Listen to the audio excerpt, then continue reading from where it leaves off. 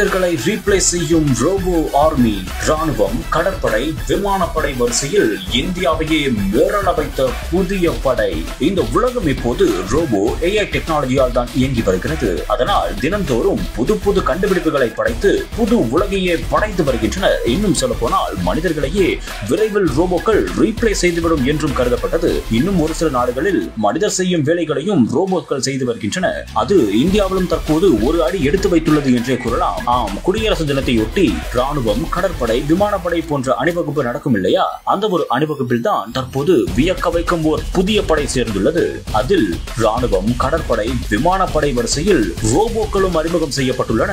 ஆம், அது சிறுத்தை போன்ற வடிவத்தில் இருக்கும் ரோபோக்கள் என்றும் கூறப்படுகின்றன. அது அசாத்தியமான முறையில் அணிவகுப்பில் தற்போது அனைவரையும் வியக்க வைத்துள்ளது. இந்த ஒரு காணொளி தற்போது சமூக வலைதளங்களை மிரள வைத்துள்ளது என்றே கூறலாம்.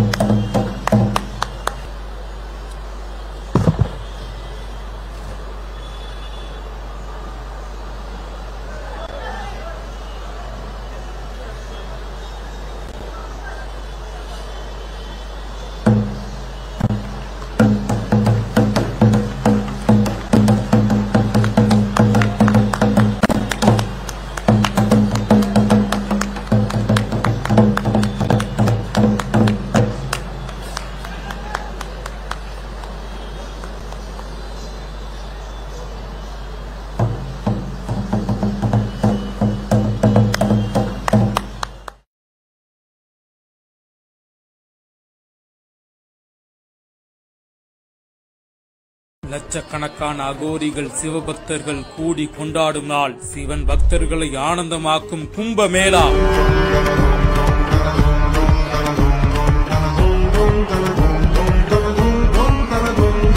நடுவே வீற்றிருக்கும் சிவனின் உடுக்கை திரிசூலம் இந்தியாவையே திரும்பி பார்க்க வைக்கும் திருவிழா.